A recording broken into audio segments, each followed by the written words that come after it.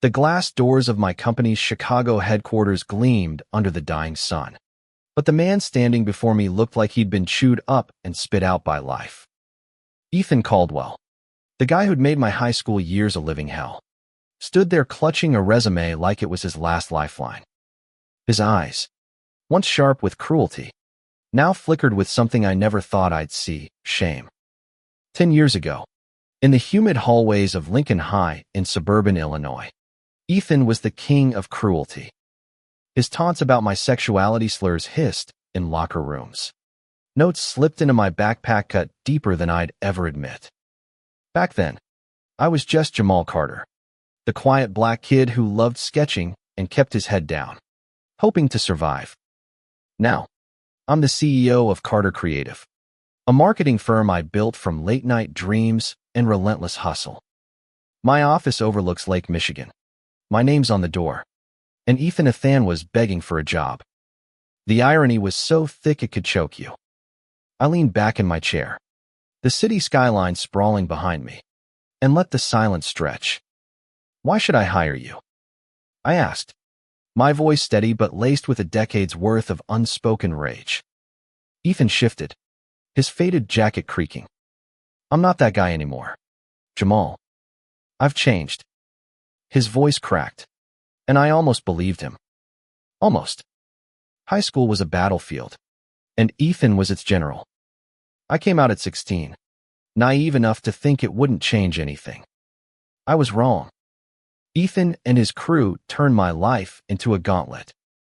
Faggot was their favorite word, scrawled on my locker in red marker, whispered in the cafeteria. Once, during gym, Ethan accidentally tripped me during a sprint, sending me sprawling into the dirt. The laughter still echoed in my head sometimes, late at night. But I had my escapes. Art was my refuge: charcoal, pencils, and sketchbooks where I could build worlds no one could touch.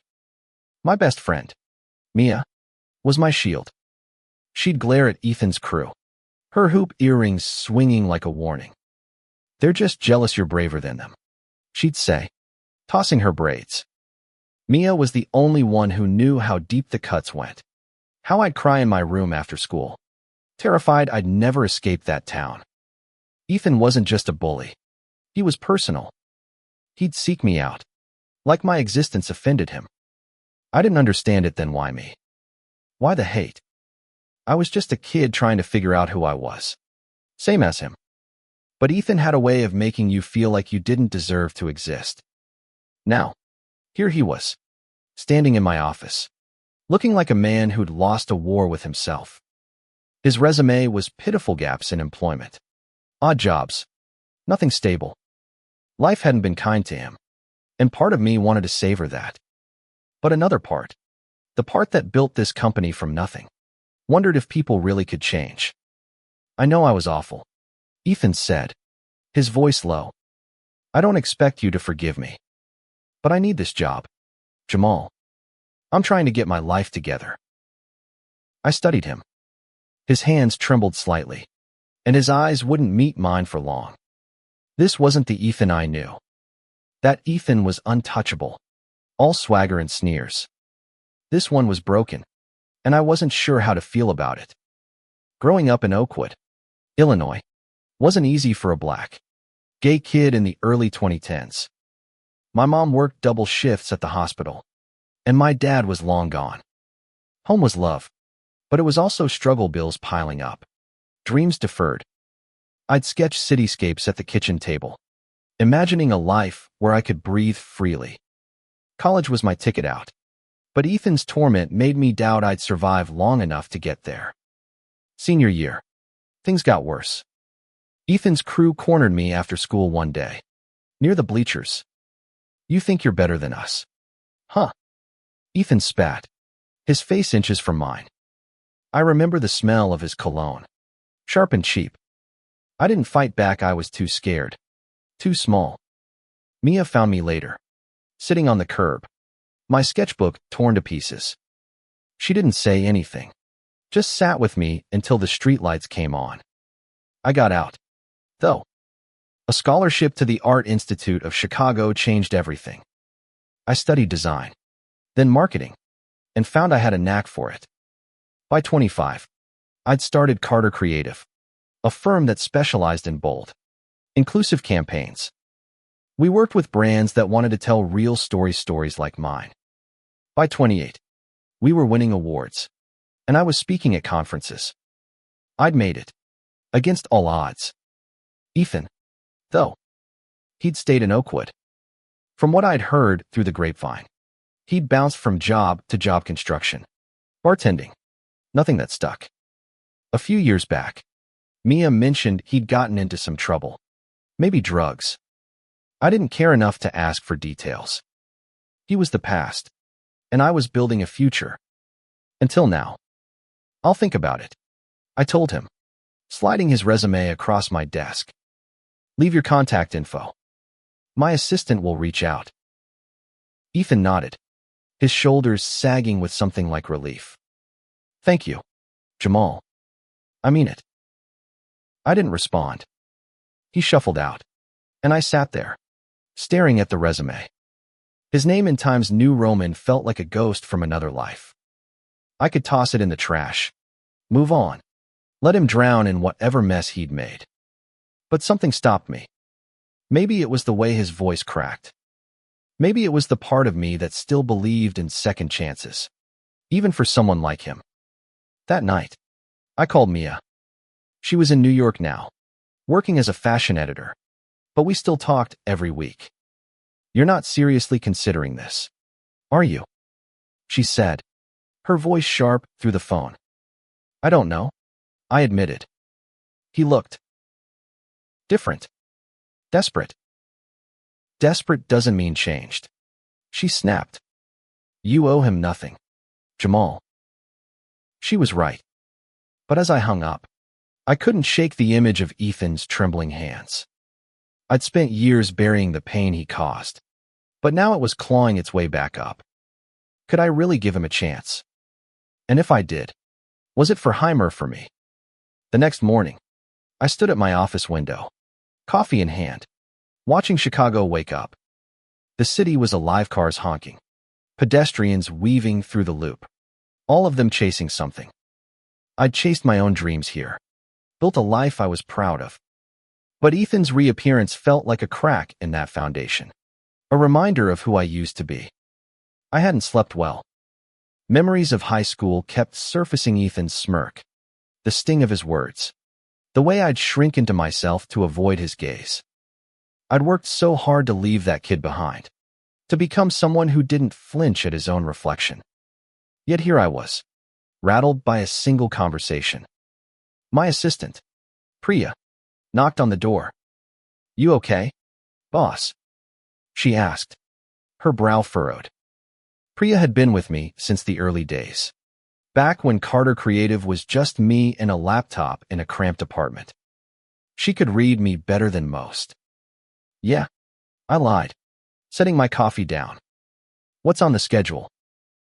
She rattled off meetings, but my mind was elsewhere. I kept picturing Ethan's resume, that pathetic piece of paper summarizing a life gone off the rails. Part of me wanted to call him back, if only to prove I was bigger than the past. Another part wanted to burn the resume and forget he existed. By noon, I was in a pitch meeting with a major client, a sportswear brand looking to launch a campaign celebrating diversity. My team was on fire: storyboards, mock-ups, bold ideas about representation. I should have been in my element, but I was distracted, my thoughts drifting to Ethan. What did changed even mean? Was it possible for someone like him to unravel years of hate? After the meeting, I pulled Priya aside. Run a background check on Ethan Caldwell, I said quietly, discreetly. Her eyes narrowed. The guy from yesterday. Why? Just do it, I said, sharper than I meant. She nodded and didn't push further.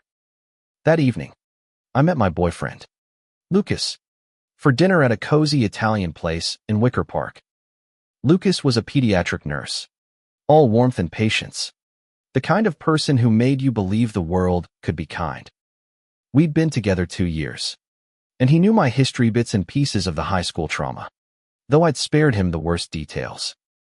"You're quiet tonight," he said, twirling spaghetti around his fork.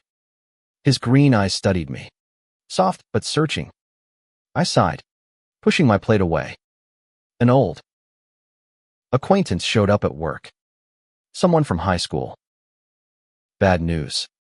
he asked, leaning forward. "The worst," I said, and told him about Ethan. Lucas listened, his jaw tightening as I described the bullying. When I got to the part about the job interview, he set his fork down hard. "You're not seriously considering hiring him," he said, echoing Mia's disbelief. "I don't know what I'm doing," I admitted. I keep wondering if people can change. If I don't give him a chance, am I any better than he was?" Lucas reached for my hand, his touch grounding me. "You're not obligated to fix him, Jamal. You've built something incredible. Don't let him drag you back to that place." His words hit hard. He was right. I'd fought too long to let Ethan's shadow pull me under. But the question lingered. Was letting him drown really the answer? Priya's background check came back the next day. Ethan had no criminal record, but his life was a mess. A string of short-term jobs, an eviction notice from 2 years ago, and a brief stint in rehab. He'd been clean for a year, according to a court document. It painted a picture of someone trying to climb out of a hole, but barely. I sat with the report for hours, weighing my options. Hiring Ethan could be a disaster, might bring his old toxicity into my company, disrupt the culture I'd worked so hard to build. But rejecting him outright felt small, like I was still that scared kid, letting him define me. I decided to dig deeper.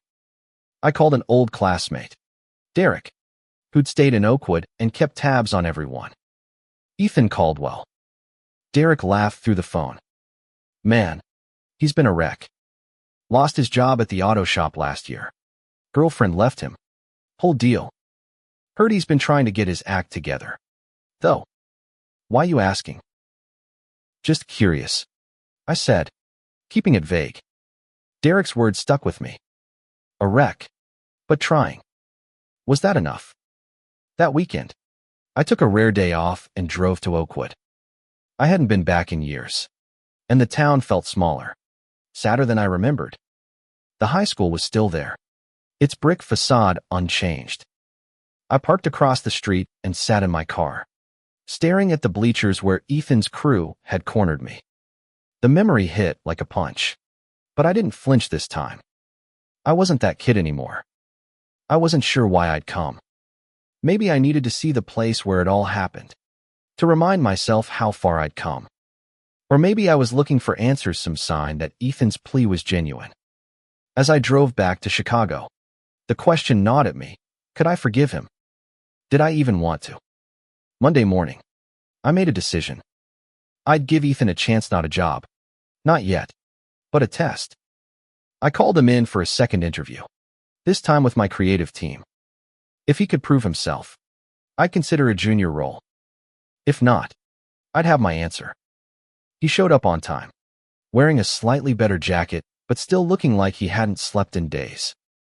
My team, Priya, my lead designer Aisha, and our copywriter Theo sat around the conference table, their faces neutral but skeptical. I'd briefed them on Ethan's history, leaving out the personal details. They knew he was a long shot. "Tell us why you want to work here," Aisha said, her tone sharp. She was a queer woman herself, and I could tell she was sizing Ethan up. Ethan cleared his throat. "I've always admired creative work. I'm not great at it myself, but I'm a hard worker. I learn fast. Carter Creative's campaigns theory real. You know, they mean something. I want to be part of that." It was a decent answer, but rehearsed. Theo leaned forward. "What's your experience with marketing? Or design?" Ethan hesitated. "Not much.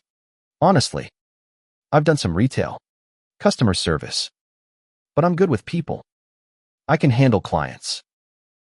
I could feel Aisha's eye roll from across the table. I stepped in. Give us an example of a time you faced a challenge and overcame it. Ethan's face tightened. He took a breath, then spoke. A couple years ago, I hit rock bottom. Lost my job, my place, everything. I was in a bad place, mentally. But I got help. Went to rehab. Got clean. It wasn't easy, but I'm here now, trying to rebuild. The room went quiet. Priya glanced at me, her expression unreadable. Ethan's honesty was unexpected. Raw. I could see Aisha soften slightly, but Theo wasn't convinced. That's personal, he said. What about professionally? Ethan faltered, and the interview didn't get much better from there. He had no real skills to offer, no experience that matched our needs. When he left, Aisha shook her head. He's got heart. Maybe, but he's not ready for this.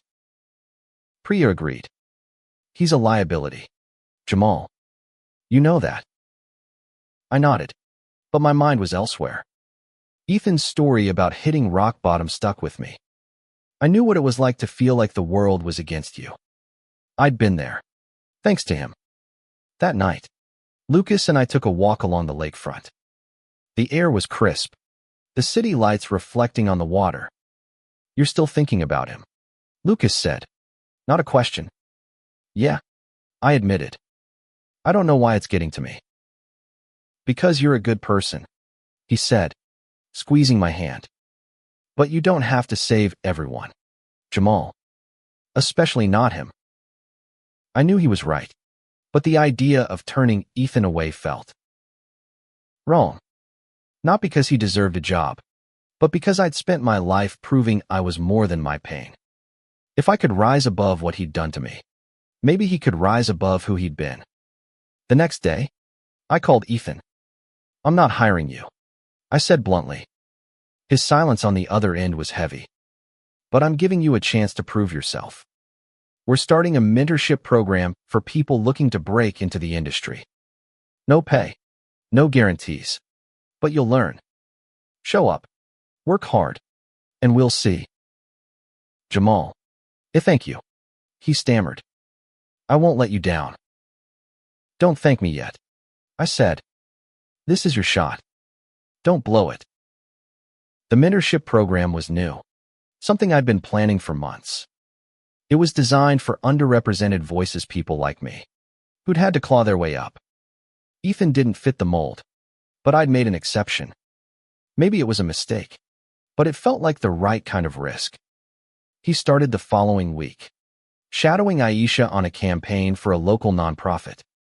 She wasn't thrilled, but she agreed to give him a fair shot. Ethan was quiet, eager to please, taking notes and asking questions. Aisha reported back, he's trying. I'll give him that. But he's green. Really green. I watched him from a distance, curious but cautious. He wasn't the same Ethan, not the cocky jock who'd terrorized me. But change isn't a switch you flip. It's a process, and I wasn't sure he'd make it through. A month in, Ethan started to surprise me. He wasn't a natural at design or copywriting, but he was good with clients. He had a knack for reading people, smoothing over tense moments in meetings. Aisha admitted he'd helped close a deal with a tricky client, charming them with a story about his own struggles. He's not useless, she said grudgingly. But there were hiccups. Theo caught Ethan slacking during a brainstorming session, scrolling on his phone instead of contributing. When confronted, Ethan apologized, saying he was overwhelmed. I'm not used to this world, he told me later. But I'm trying, Jamal. I swear. I believed him, but I wasn't blind. He had a long way to go, and my team's patience wasn't infinite. Neither was mine. One evening, after a long day, Ethan asked to speak with me privately. We sat in my office, the city dark beyond the windows. He looked nervous, his hands clasped tightly. I owe you an apology, he said. Not just for showing up here. Asking for a job. 4. Everything. High school. The things I said. Did. I was a monster. I leaned back, my heart pounding. I'd waited years for those words, but they didn't feel like I'd imagined. They didn't erase the past, they just made it heavier. Why did you do it? I asked, my voice quieter than I meant. Why me? Ethan looked down, his jaw tight. I was messed up. My daughter was. Harsh. Always on me about being tough. Being a man. I took it out on you because you were. You. Out. Proud. Even when it was hard. I envied that. And I hated myself for it. His words hit like a wave. I'd always assumed his hate was about me. But it was about him, too. His own insecurities. His own pain. It didn't excuse what he'd done. But it made him human. Flawed. Like me. I don't expect forgiveness, he said. But I'm trying to be better. For me. For my kid. You have a kid? I asked, surprised. He nodded, pulling out his phone. He showed me a picture of a little girl, maybe 4, with his eyes. Her mom's gone. It's just us now. I'm all she's got. That changed things. Not because it erased the past, but because it gave me a glimpse of who Ethan was now, a father, fighting for someone else. I didn't know if I could trust him, but I wanted to. Over the next few weeks, Ethan settled into the mentorship program. He wasn't perfect, missed a deadline once. Got defensive when Aisha called him out, but he was learning. He started contributing ideas. Small ones. But they showed he was listening. One day, he suggested a tagline for a campaign that made Theo nod approvingly. Not bad. Rookie, Theo said. And Ethan's face lit up like he'd won the lottery. But not everyone was warming to him. Priya pulled me aside one afternoon. I get that you're giving him a chance. But the team's uneasy. They know he's got history with you. They're worried you're playing favorites. I'm not, I said. But her words stung. Was I bending over backward for Ethan because of our past? Was I trying to prove something to myself? I started watching him closer, looking for cracks. He was trying, but he wasn't one of us yet. My team was a family diverse, fiercely loyal, built on trust. Ethan was an outsider, and his history made that gap harder to bridge. One night, Lucas and I hosted a dinner party at our apartment. Aisha and Theo came, along with a few other friends. The conversation turned to the mentorship program, and Aisha didn't hold back. I don't get why you're investing in this guy, she said, sipping her wine. He's got no experience. And he's... well, you know. Theo jumped in. He's not terrible, but he's not a natural either. I don't see him lasting. I glanced at Lucas, who gave me a look that said, told you. But I couldn't let it go. He's got potential, I said. And he's got a kid to support. If we don't give people like him a chance, who will? Aisha raised an eyebrow. You're too nice, Jamal. That's your problem. Maybe she was right. But as the night went on, I kept thinking about Ethan's daughter. I didn't know him anything, but I knew what it was like to feel like the world had written you off. I'd been that kid once. Maybe Ethan was trying to rewrite his story, too. By the end of the mentorship program, Ethan had made progress. He wasn't a star, but he was reliable. He'd earned a grudging respect from Aisha, and even Theo admitted he wasn't hopeless. I had to decide, offer him a job or let him go. I called him into my office. You've done better than I expected, I said. But this is a competitive field. You're not there yet. His face fell, but he nodded. I know. I'm grateful for the chance. Though. I'm offering you a part-time role, I said. Assistant. Entry level. Low pay. Long hours. You'll have to keep proving yourself. His eyes widened. You serious? Don't make me regret it, I said, but I couldn't help a small smile. He grinned, the first real smile I'd seen from him. I won't. I promise. Ethan started as an assistant the next month. He was at the bottom of the ladder fetching coffee, organizing files, sitting in on meetings without speaking unless asked. But he showed up early, stayed late, and didn't complain. I kept my distance, letting Aisha and Theo supervise him. I didn't want my history with him clouding my judgment. One day, I overheard him talking to Priya in the break room. I know I don't fit in yet, he said.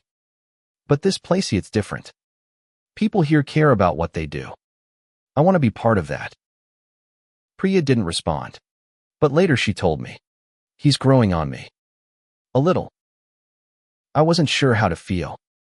Part of me was proud, was proving me right, in a small way.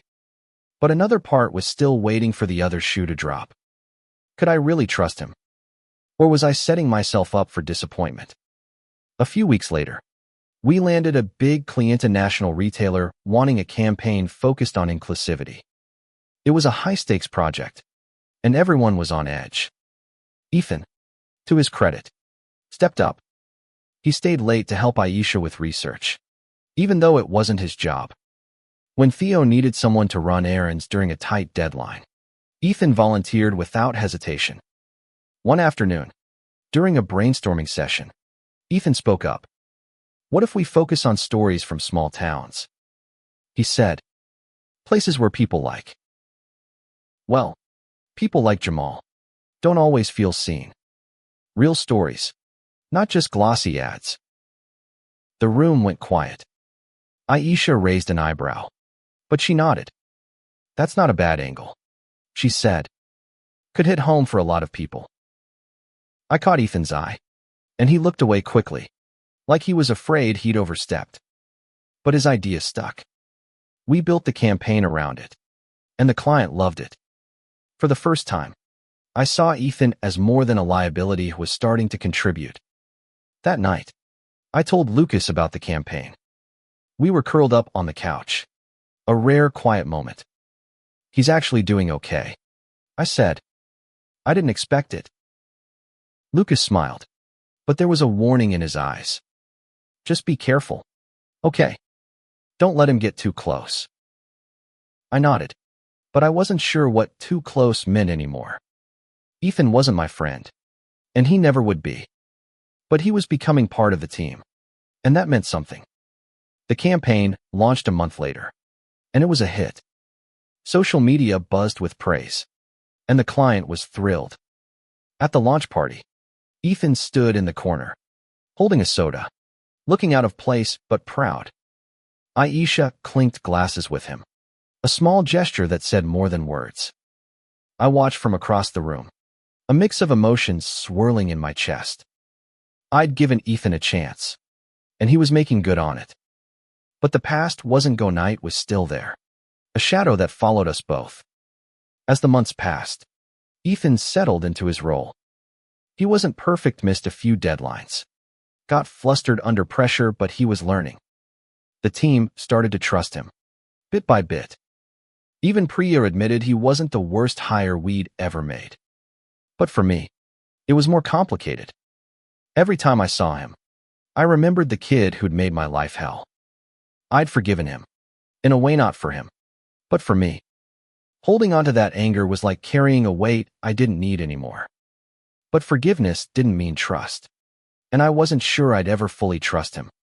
One day, Ethan brought his daughter, Lily, to the office. She was a whirlwind of energy, running around with a coloring book, charming everyone. When she hugged Ethan's leg, calling him daddy, I saw a side of him I hadn't before. He was soft with her, patient, the kind of father I wished I'd had. Nice kid, I said later, when she was napping in the break room. She's my world, Ethan said, his voice quiet but fierce. Everything I'm doing, it's for her. I nodded, and for the first time, I felt like I understood him. Not the bully, not the broken man who'd begged for a job, but the person he was trying to become. The following spring, Carter Creative hit a milestone, 5 years in business. We threw a party at a rooftop venue, the Chicago skyline glittering below. The team was there, along with clients, friends, and family. Lucas was by my side, his arm around my waist. And for a moment, everything felt perfect. Ethan was there, too, standing with Aisha and Theo, laughing at some joke. He'd been with us for nearly a year now, and he'd grown. He wasn't just an assistant anymore taken on small projects, shown real potential. The team had accepted him, not as a star, but as one of their own. But the past wasn't fully buried. During the party, an old high school friend, Marcus, pulled me aside. "Saw Ethan here," he said, his voice low. "You sure about him? Guy was bad news back in the day." "I know," I said. "He's different now. Trying to be, at least." Marcus shook his head. "People don't change that much. Man, watch your back." His words echoed Lucas's warnings, Mia's skepticism. I wanted to believe Ethan had changed, but doubt lingered like a splinter I couldn't pull out. A few weeks later, we hit a crisis. A major client pulled out at the last minute, leaving a hole in our budget. We had to scramble, and tensions ran high. Ethan, still the newest hire, was under extra scrutiny. When he messed up a client email, Theo lost it. "You're not cut out for this," he snapped, loud enough for the whole office to hear. Ethan's face went red, but he didn't fight back. He just nodded and fixed the mistake. Later, I found him in the break room, staring at the floor. "I'm sorry," he said. "I'm trying, but maybe Theo's right." I wanted to tell him to keep going, that mistakes happen, but I didn't. Instead, I said, "Prove him wrong." He looked at me, surprised, then nodded. "I will." And he did. Over the next month, Ethan worked harder than I'd ever seen. He stayed late, double-checked every task, even pitched a new campaign idea that impressed the team. When we landed a replacement client, Ethan's research was a big part of it. Theo didn't apologize, but he gave Ethan a nod, the closest thing to respect he'd ever shown. That summer, I took a risk. I promoted Ethan to a junior account manager role. It was a small step, but it meant more responsibility, a real chance to prove himself. When I told him, he looked like he might cry. "I don't know how to thank you," he said.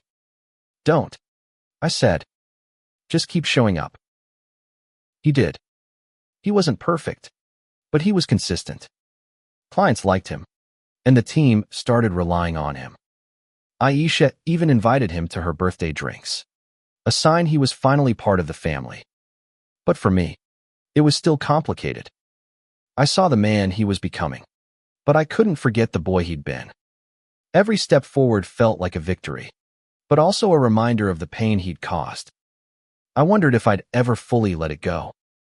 One evening, Ethan invited me to dinner. Not at a restaurant, but at his Placia small apartment in a rough part of town. "Lily wanted to meet you," he said. "She keeps asking about the nice boss who gave Daddy a job." I hesitated, but Lucas encouraged me to go. "Maybe it'll give you closure," he said. So I went. Ethan's apartment was small but clean, filled with Lily's toys and drawings. She greeted me with a hug, then dragged me to see her art crayon sketches of rainbows and animals. Ethan cooked spaghetti. Nothing fancy, but it was good. We talked, not about work or the past, but about normal things: movies, Chicago winters, Lily's obsession with dinosaurs. For the first time, I saw Ethan as just a person. Not a bully, not a project, just a guy trying to do right by his kid. It didn't erase the past, but it made it feel smaller. As I left, Ethan stopped me at the door. "I know I'll never make up for what I did," he said, "but I'm grateful every day for this chance." I nodded, unable to find words. Driving home, I felt something shift. The anger I'd carried for years was still there, but it was quieter now, like a wound that had finally started to heal. 2 years later, Carter Creative was thriving. We'd expanded to a second office in New York, and I was busier than ever. Ethan was still with us, now a full account manager. He wasn't the star of the team, but he was solid, dependable, good with clients, always willing to learn. Lily was in school now, and Ethan had moved to a better apartment, one with a small backyard where she could play. I'd changed, too. The anger I'd carried for so long had faded. Not gone, but manageable.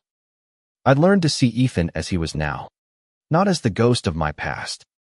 We weren't friends, but we were something else, colleagues. Maybe even allies, bound by a shared journey neither of us had expected. One day, during a team meeting, Ethan presented a campaign he'd been working on.